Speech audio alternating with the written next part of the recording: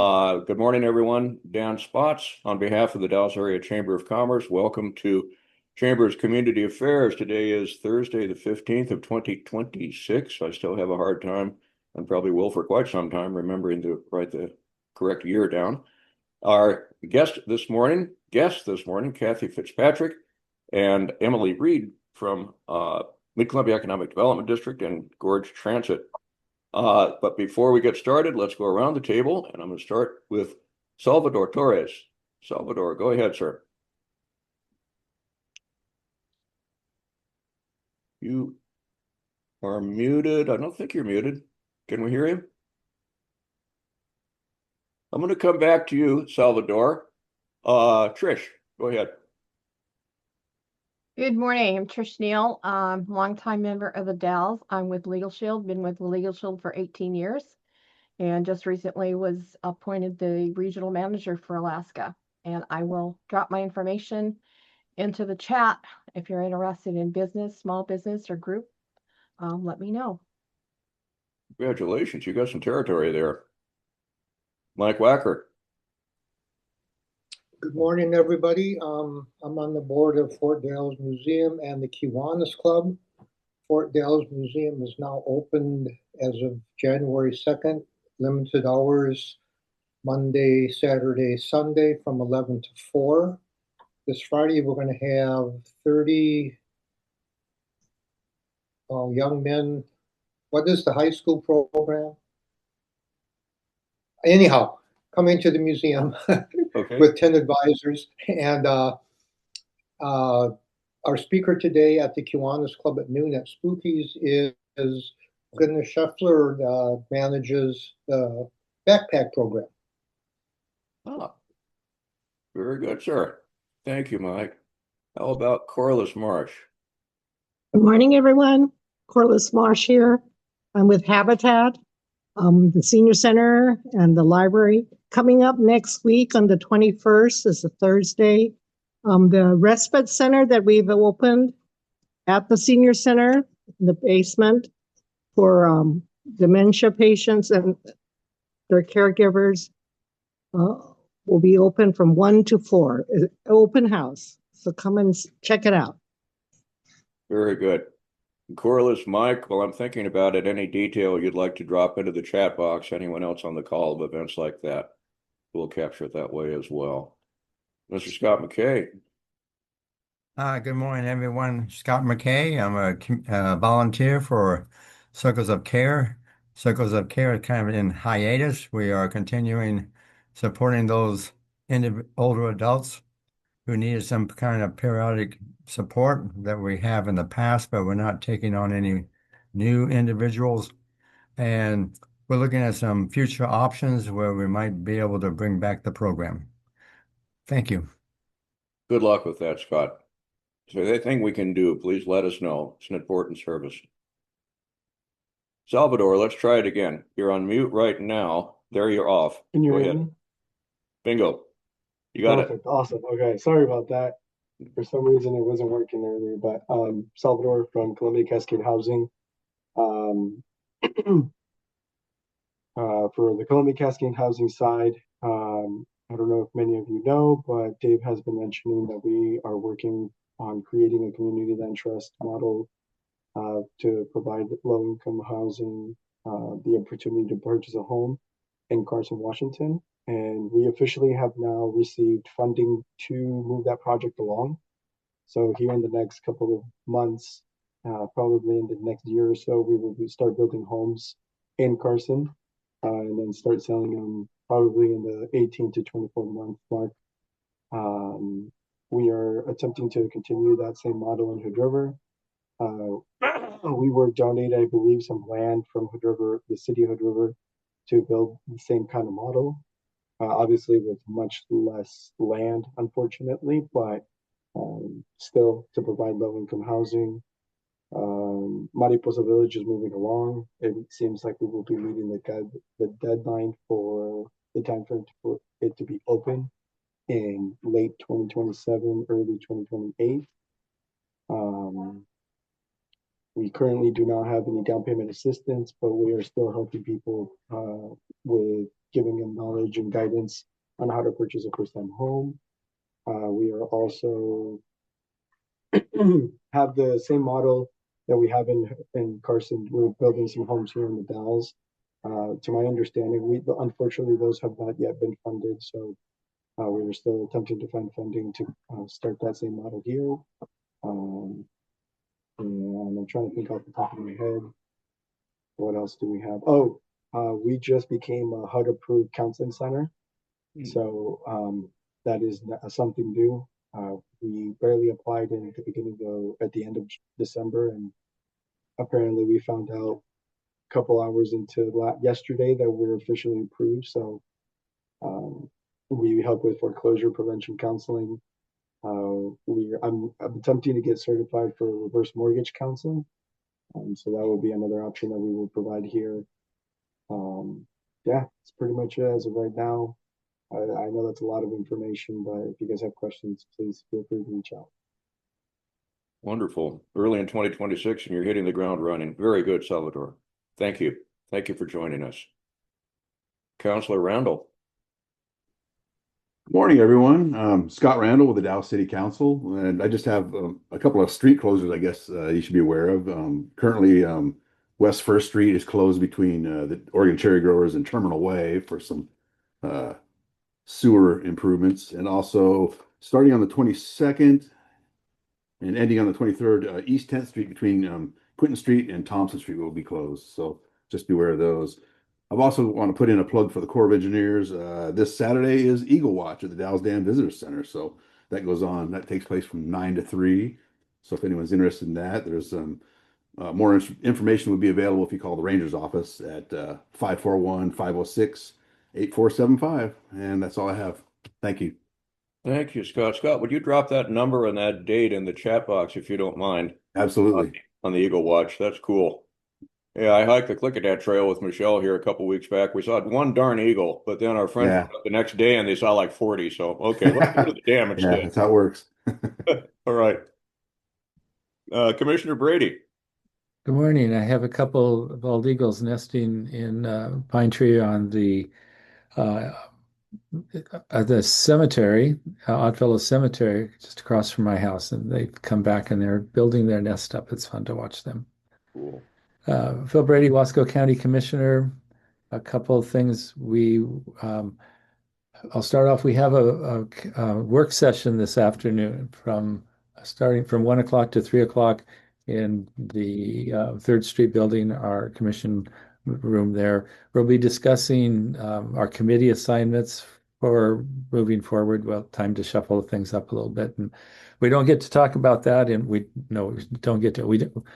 I take it as a point of pride that we really follow open meeting laws. I don't get in discussions about business with the other commissioners outside of a public meeting. So if we're going to talk about what committees we're on, we do it in a public meeting, and that's going to be the top there. On our website is the agenda. There's a couple other items coming up there. We won't have a county commission on our regular sequence next week. We and the staff are going to be on retreat. Those are my things. And except since I won't be here next week, the MARC, M-A-R-C, this is basically a drop-in center for at-risk, especially working with students. Oh, phooey. I'll see if I can get a place for it. It's below the library in one of those bungalow houses. They're having an open house on the 23rd next week, Friday, from 4 to 6. They're doing great work about keeping kids out of jail. Very good. Thank you, Phil. Appreciate it. Appreciate you joining us always. Thank you, sir. Mr. Bill Lennox. Good morning, everyone. I'm really excited to listen to Kathy today. I know she's been working hard on this endeavor for quite a while. Bill Lennox, I'm with Six Rivers Dispute Resolution Center and also with North Central Public Health. Thanks. All right. Thank you, Bill. Kathy, I'll leave it to you to introduce Emily, who's here with you. Is that okay? All right. Kathy, Emily, take it away. I've made both of you co-hosts, I think. Thank you. Let me know if That's not. great. Okay. That's great. Hi, I'm Kathy Fitzpatrick. I work for the Mid-Columbia Economic Development District. I'm the Regional Mobility Manager, and we are going to give you a transit update today. I'm seeing a few new faces, so I'm just going to briefly explain um, the Gorge Regional Transit System and our partners. So for about 26 years now, the Gorge TransLink Alliance has been working together. It's an alliance of the 5 public transportation providers in each of the 5 counties. Now, this is a bi-state, MCEDD is a bi-state district, so that would be Skamania, Klickitat, Wasco, Hood River, and Sherman counties. And we've been working together to put together a seamless transit system for everyone. Since the 70s, most of the providers have provided dial-a-ride services, but we knew that we needed to provide a fixed route service that would serve all community members, not just those who are older adults or people with disabilities. So there's a lot of people who need to get to work every day and maybe don't have a car or a working vehicle. They need to get to community college. They need to get to school, other school. There are some schools that don't have school bus service, so we do, the kids are able to jump on the fixed route. And also specialty medical, VA, etc., shopping in Portland. Also the airport. Our Columbia Gorge Express is a really popular service for people to get to the airport. So we have been working together for 26 years. Since 2010, the 5 counties made a formal agreement, and we've been working on that fixed route system since then. We do work together and Emily, we're seeing your entire screen, not just the, yeah, not, that's okay. Um, but in 2023, we completed what we call the Gorge Regional Transit Strategy. Many of you participated in that. We had 150 organizations participating in the strategy, telling us what their particular organization needed out of public transportation. So everyone from U.S. Forest Service to local leadership to state and federal leadership. So we had a lot of buy-in, and of course our communities that each of the organizations serve.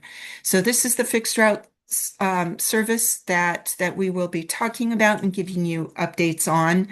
And our presentation is really focused on updates. So if you have any questions about the service itself, please let us know. All right. And with that, thanks so much, Emily, for showing the map. Let's dive into the presentation. Thank you, Kathy. All right. So Gorge Transit. And I'll just to give you some naming conventions. The Gorge TransLink Alliance is the name of our partnership. Gorge Transit, the Gorge Transit Network is the name of the fixed route network across the 4 counties. So we'll be talking about ridership today. We're going to be talking about our relationship with employers and how employers are relying on our services, how we are preparing for emergencies, and especially with each of the county's 5 emergency managers. We'll be talking about our travel training services, bus stops, really important part of our fixed route transit service. Some really cool projects like the onboard audio, which Emily she was instantly a proponent for us adopting this project and saw it through from inception to installation. And what's next? All right, just a brief update on ridership. So in 2025, Gorge Transit provided over 160,000 rides in the past year. This gives you a breakdown of those rides, and this is rides in total. So talking about fixed route and dial-a-ride together. So as you can see, our trajectory is going up, which is wonderful. We've got this, we've done a lot of fun things with the travel training, with our two travel trainers. We have one for who is specifically for Wasco and Hood River counties, and we do have a bilingual travel trainer who is also focused on Klickitat and Skamania counties. And so this is one of our tools, which is to hook the youth with really free programs, free games, and of course you got to tempt them with prizes. So this is one of our programs. We run it during the summer and then again in the winter during the school season. All right, we're going to show you a really cool slide. And this is with a focus on the Dalles downtown and we're and youth, but small kids in this instance. And I think Emily's turning on the sound so we can hear the sound.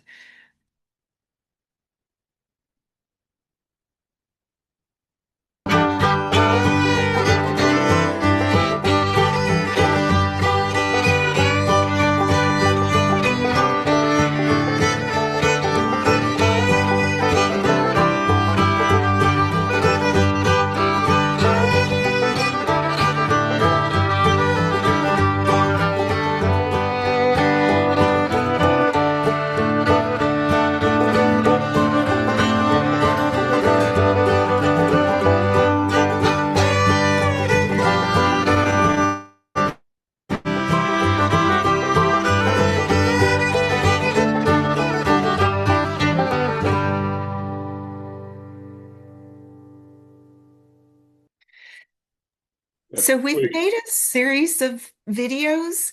A lot of them we've shortened to Instagram short. And so you can see if you follow us, the Gorge, oh gosh, it's Emily, it's Gorge Pass, right? It's on Gorge Transit. Gorge Transit. It's on Gorge Transit account. So you can find us. Please follow us. That really, really helps. And I do want to say we have this, as you can see, the moms were heading to a number of the downtown businesses in the Dalles. We do have, and we have established a great relationship with our local employers and our local businesses. That's been a really important part of our work.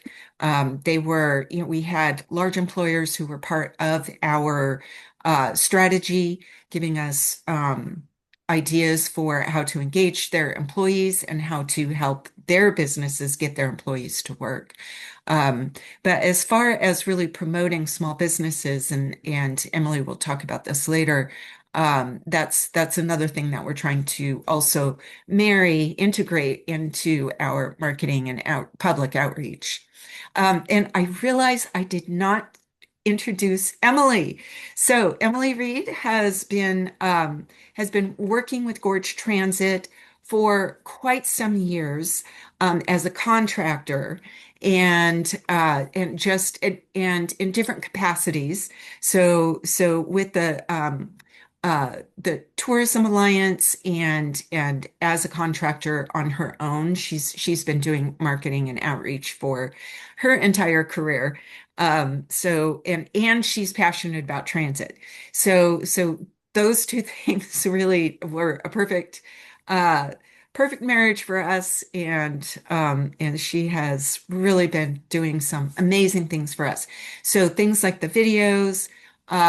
This is completely Emily, and we're just so grateful for all of her expertise and her passion and her support for transit. All right, so we're going to show you the next video.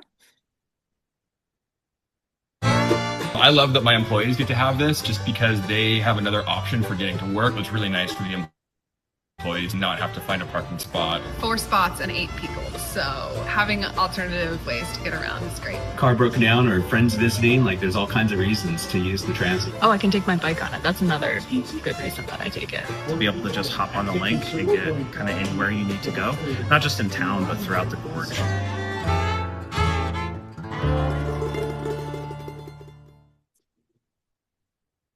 We do have longer videos, so we've got quite a few longer videos that go into some of our senior trips, which have been really fun, to Multnomah Falls, to the Neon Sign Museum in the Dalles. So I encourage you to go to our YouTube channel, which is also Gorge Transit, and will show you, you'll see all of our videos that you can watch, and those are really, really fun. Yeah, each of the employers that have worked with Gorge Transit have their own longer video as well that highlights their business as well as talks about how transit helps them. All right. So, let's see. And I think, Emily, is this where you take over? I'm happy to. Yeah. Okay. I couldn't remember. Okay. So we also have been reaching out to employers and working with them. We make it really short and sweet for them because we know that they're super busy. But one of the things that we like to do is talk to them about all of the ways that transit can benefit. So we will give a short presentation about the options and then really work with them one-on-one. One of the things that we do is, for example, this is for Riverkeeper, who have an office in Hood River and in Portland. And so we did a one-pager that shows the first page is quick how to get to Portland, and then the other way is on the way back. So really just personalizing our travel trainers, and we can work with also with any individual employer to work on their own personal plan. So you can really dial in what their commute looks like and if there's any way that they can do benefit from this. Go ahead, Phil. Yeah. Let's see. I know a relative lives in Tacoma, works in Seattle. And that is a nasty commute. So my relative takes the train, and she made an agreement in her contract that she goes on the clock for work when she gets on the train. Yeah. You can work. Yeah, it's a great laptop and your phone, and you're able to add another hour or so to your commute. I mean, to your work while you're commuting. Yeah, it's great. That's a great idea. So yeah, we're also looking at all sorts of ways that we could help them with passes and things like that. So it's been so if you know of any employers who could benefit, we're really trying to make it worth their while. And just really dial it in. One of the reasons that we do this is because one of the things that we've worked out is the cost of commuting can be a lot. So not only the lost time in driving white knuckled, but also your cost. So for example, from Hood River to the Dalles is $31 round trip by car, or you could take the bus for $2.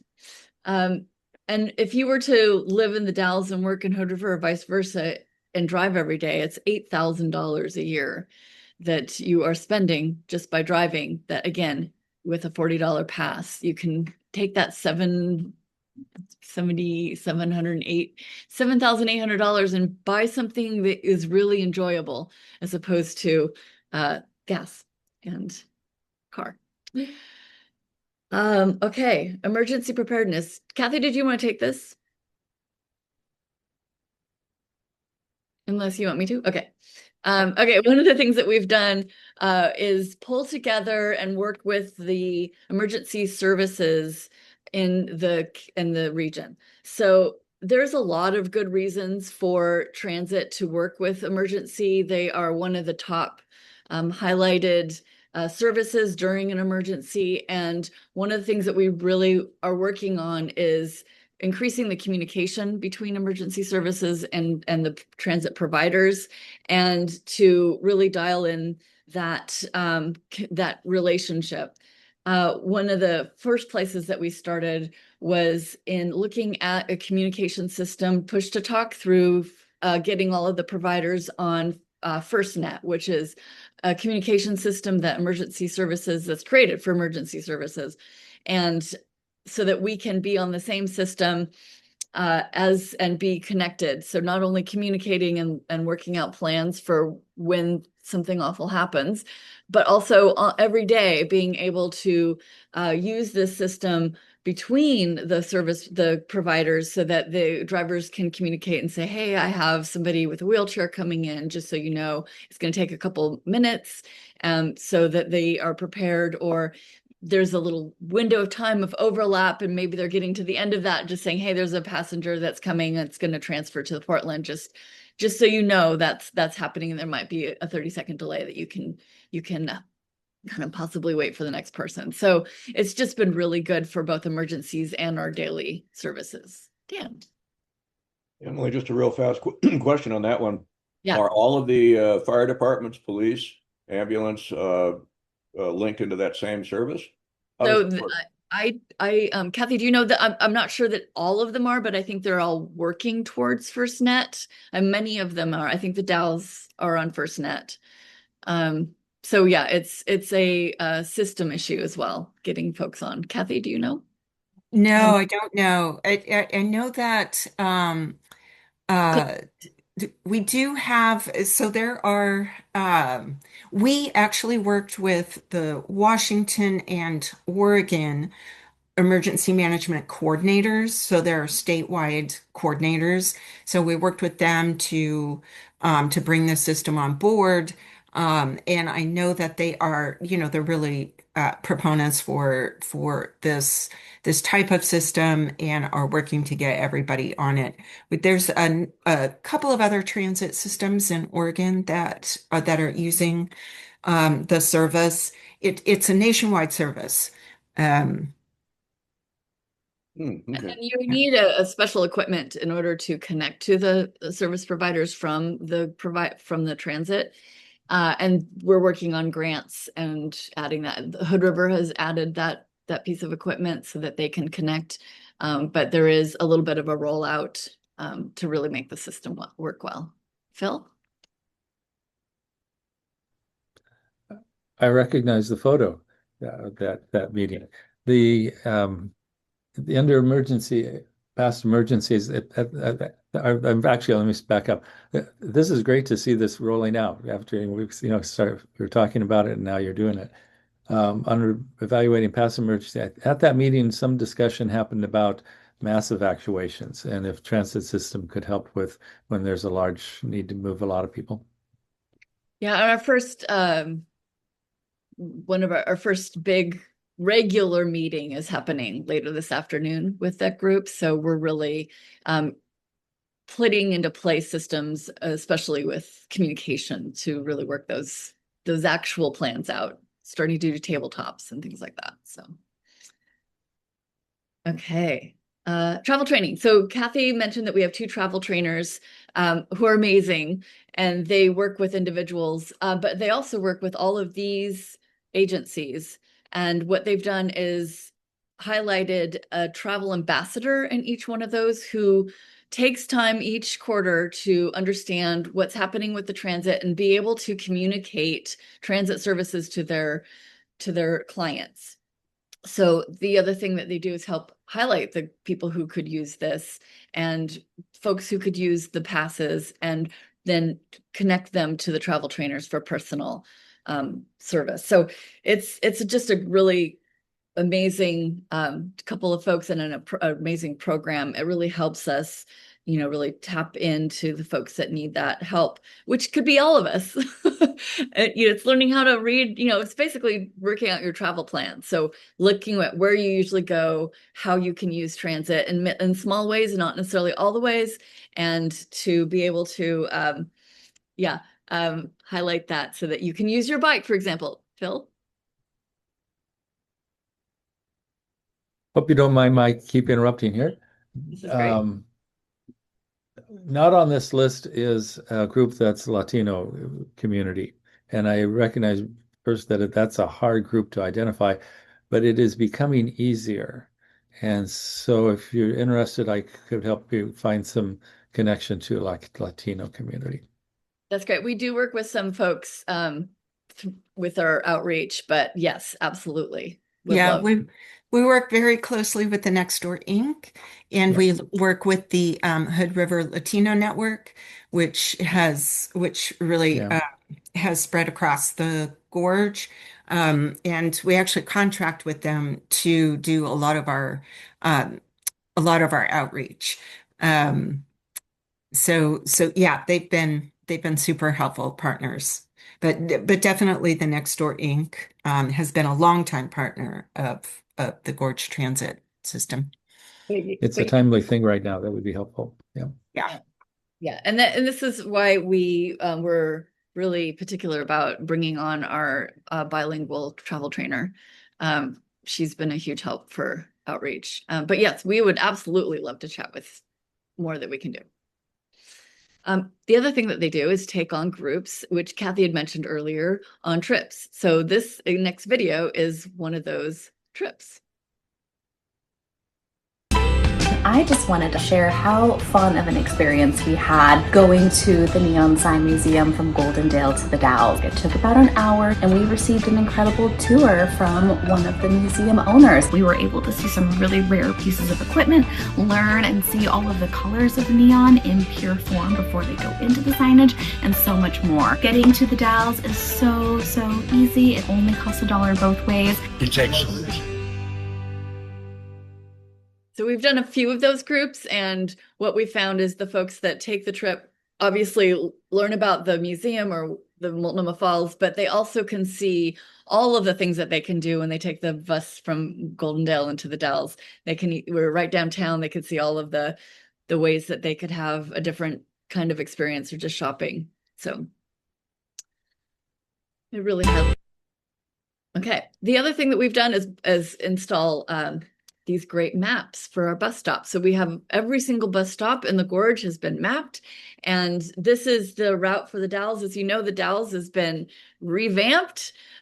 They've brought in a consultant and redid their route so that they have far less waiting time. So they're kind of like a circle 8 as opposed to a big loop, which makes a massive difference.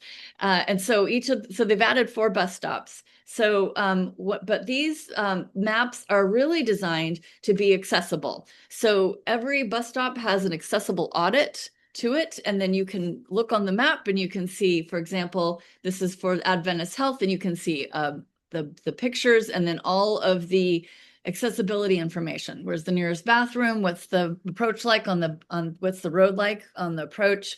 Where's the nearest parking and ADA parking, etc. So, and you have massive number of pictures for each one of these.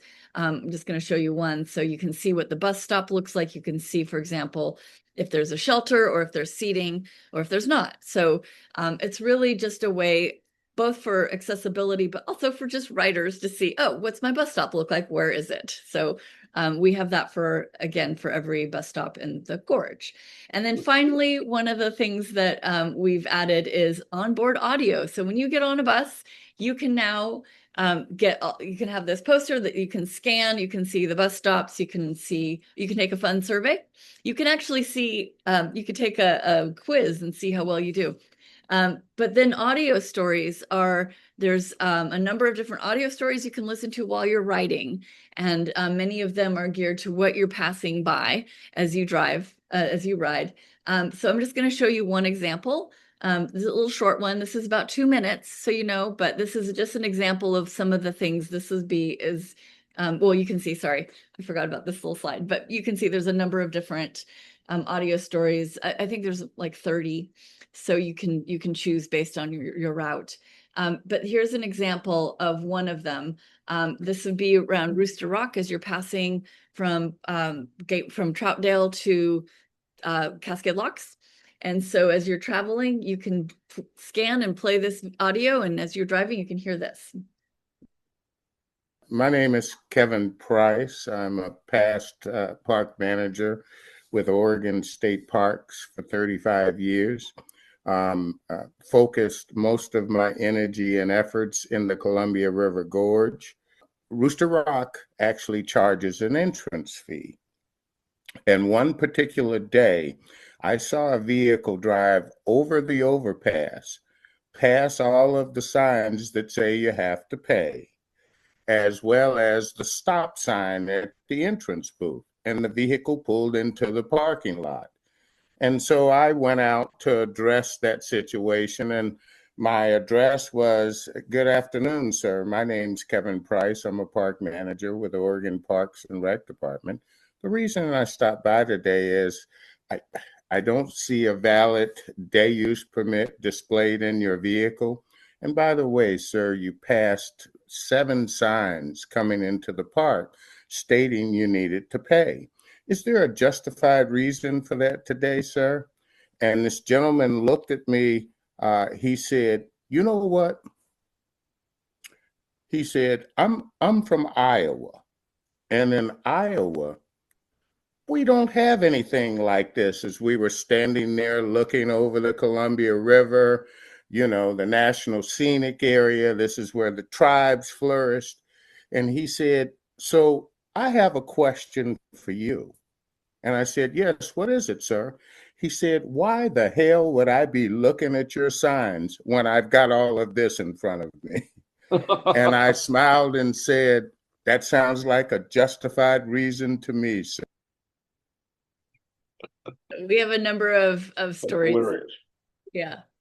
Okay, so I'm going to hand things back over to Kathy to share what's next. Great. Yeah, I don't know how many of you remember Kevin Price. I worked with him for many years. Such a character. And great stories, of course. All right. So we are really excited.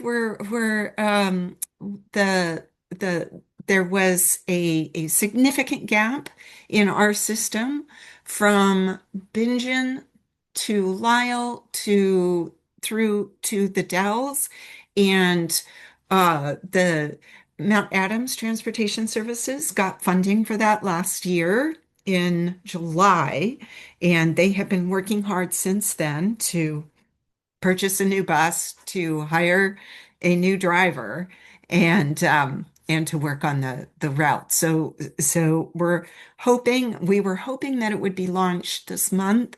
I think we're close, but we're really excited about that. We're also excited because this particular route goes by several in lieu treaty fishing access sites. So we are doing a lot of outreach to the Native Americans who live or fish or both at the numerous in lieu the treaty fishing access sites. So we're doing a lot of outreach to explain how to use that route when it comes. So super excited about the new route and about the people it serve, especially mentioning the community of Lyle, who've been asking for public transit for many, many years. So we're real excited to get that going. And the other project that we're working on is a real focus on the in lieu and treaty fishing access sites along both sides of the river. We are starting in Klickitat and Skamania counties. We're trying to we've been working with the Native American peoples and CRITFIC, the Columbia River Intertribal Fish Commission, for pretty closely since 2020, and we've made a number of improvements. For many of them, they have a lot of their living situations have improved. So they've moved into, for example, many have moved into the housing development that Yakama Nation manages in Wishram. And so we're working, the bus does pull into that housing development. The fixed route service from Goldendale to the Dalles does pull into that housing development. But what we're discovering is there are 40 to 50 kids living in that housing development, and the school is across SR 14, which is 65 miles an hour, does not slow down through Wishram. So it's a big concern. We are trying to work with WashDOT to address it. We're looking at applying for a grant, which would allow us to do even more work to rectify that situation, because it's a really serious situation. It's a serious situation for transit because the bus has to cross into a 65-mile-an-hour lane in order to drop passengers off when going the opposite direction. Or the bus drops the passengers off and the passengers themselves have to walk across that state highway. So it's a really serious situation, and we're working with that.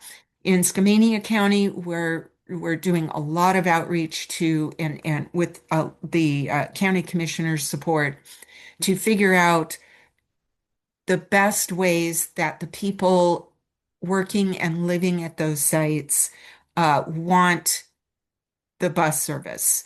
So is that daily? Is that coming onto the site daily?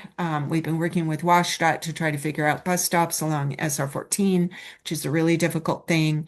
So there's a lot to work on before we can make the situation better. Phil. Hello again. I applaud the work that you're doing here, because it's easy to say, oh, it's too big a problem, and you're really listening to people and seeing what their needs are. One of the needs that also I hear comes up is how much they can carry on the bus when they're going shopping. What's the status of those limitations and needs? Yeah, generally it's 2 shopping bags.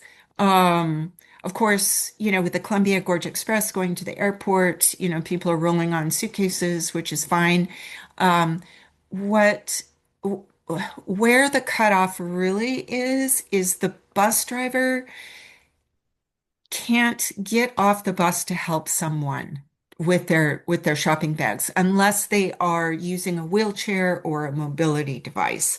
So we have to be really uh, we have to really be careful with all of the tasks that we're asking our bus drivers to do, many of whom are older adults themselves.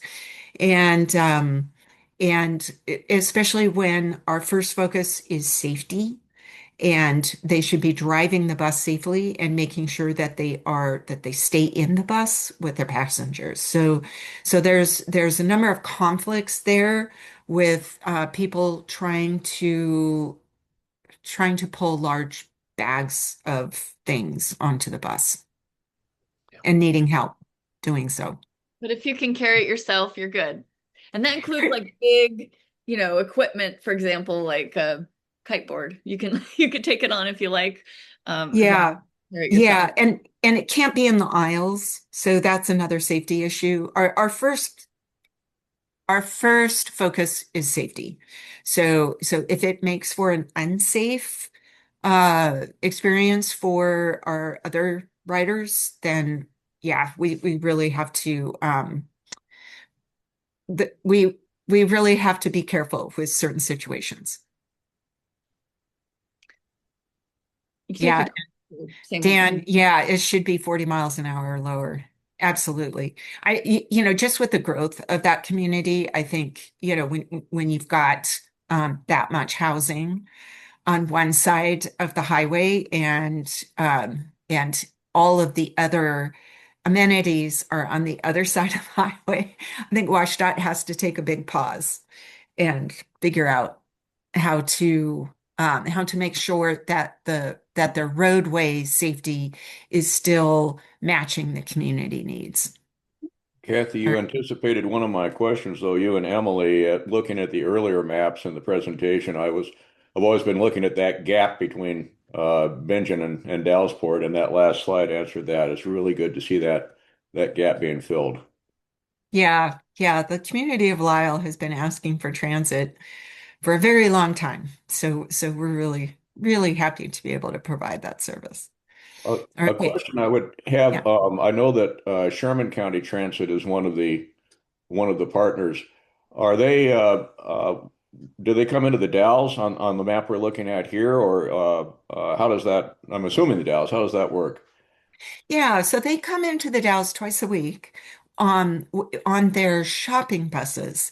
So their shopping buses would allow someone to request a stop at the Dalles Transit Center, which would then give them access to the entire fixed route service.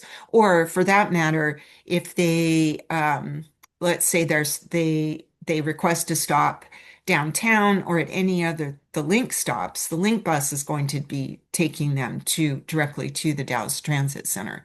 So that is the way that they connect in with the fixed route service. Now that transit manager is looking hard at ways that she can provide a fixed route service from Sherman County into the Dalles. And that's been talked about for a number of years. So it's a possibility. So once But they right now, twice a week, Sherman County residents can get into the Dalles on their bus and then link into the rest of the service. once they have fixed route, that would be reflected on this map that we're looking at now. Exactly. Okay, Yes. great. Yes. And if you go to gorgetransit.com, we also show it. We also show that service as I can't remember if we do a dotted line, but we show the service and we give we give an overview of the shopping service that anyone can use to take to get into the Dalles. All right. Thank you, Kathy. All right. Emily, do you want to talk about this one? This has been Sure. This is just a little last one we thought what's up is we basically have a little bit of snow now. So the Gorge to Mountain bus is running on weekends. And if you take the bus and show your gorge pass at the end after you've gone skiing, either at Teacup or at Meadows, you can come down to and hop off the bus right there at the waterfront in Hood River, and you get these free special deals if you've done that day. So yeah, we have some businesses lined up so that they really highlight folks. We're calling it après-ski deals. And yeah, just a fun little thing that we've added in the winters with the bus. But just to remind you that you can take the bus up to the Meadows and you can skip all of the parking hassles and get right to the front door and yeah, be able to and skip the snow driving as well. Phil? I think I've seen those advertised up at the Meadows inside the lodge. Oh yeah, So, yeah. And I've talked to other people who have a similar private group that comes all the way from Hillsborough, and it's a wine club, and they start drinking before they get home. Excellent use of transit. Yeah. Yes, I've long tried to figure out day drinking ad campaigns, but yeah.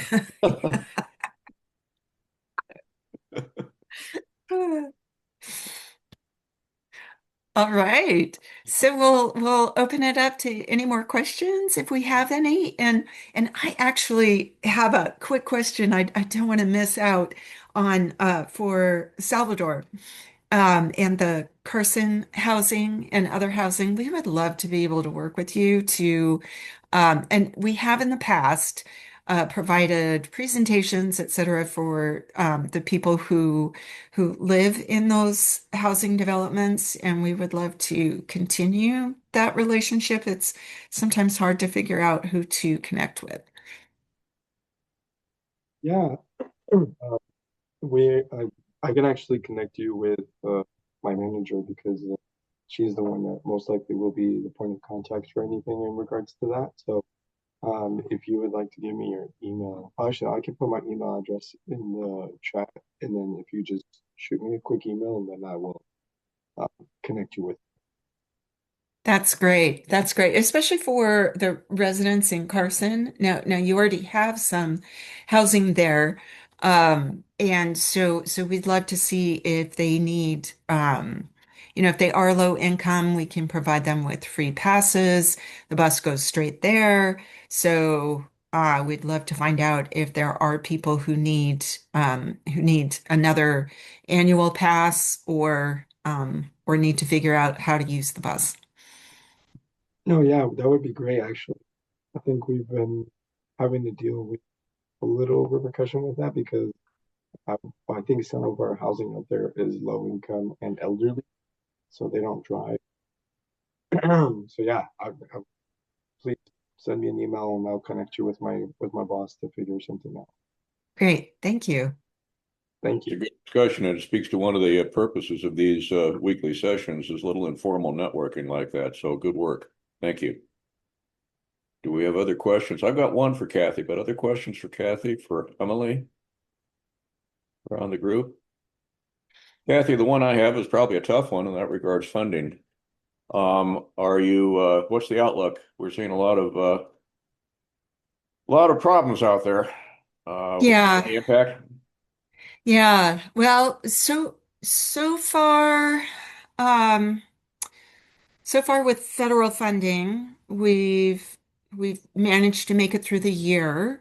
Oregon was one of 20 states that when the federal government threatened to take transit funding away,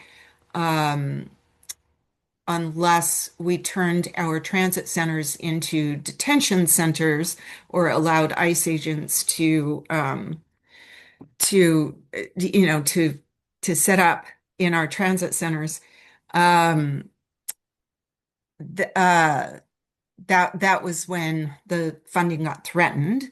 There was a lawsuit. We won the lawsuit, but we are, it's an ongoing battle. So we'll, to be determined.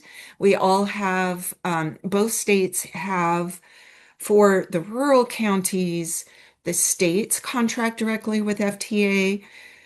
And that contract only goes year by year. So currently, Oregon and Washington have a contract, as we have for years and years and years with FTA. So we'll wait and see what happens next year. Hopefully we'll get, because our grants go 2 years or 4 years. However, if the FDA refuses contract with our states, then our grants will disappear. So that's one threat. The other threat, of course, is Oregon legislature voted in a transportation bill that then was threatened with a referendum, and now the governor has rescinded. So that means that the transit funding that we were depending on, which would have increased by just enough that would allow us to continue the same services, given all of the inflation. So some of our buses are now costing almost twice as what they were, in 2020. So our expenses have gone up extraordinarily. And then of course the funding hasn't kept pace. So what we were hoping for was this transportation bill that was going to stabilize our funding. But now that's been pulled away definitively. So we'll see.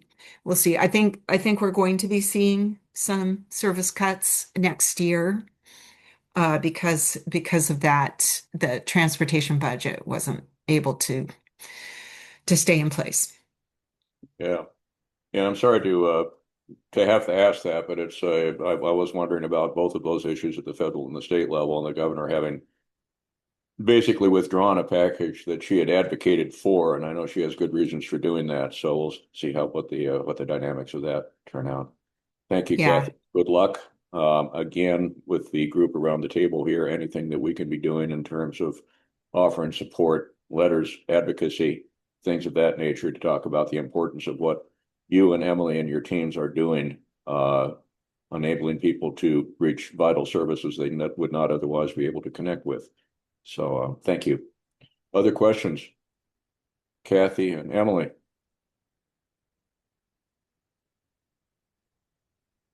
All right. Well, I guess with that, we got another 2 minutes. I'll give you 2 minutes of your day back, folks. We have a vacancy in the schedule next week, so looking for ideas. Let me know. And in the meantime, everyone enjoy the rest of your week. Have a good weekend. Hang in there.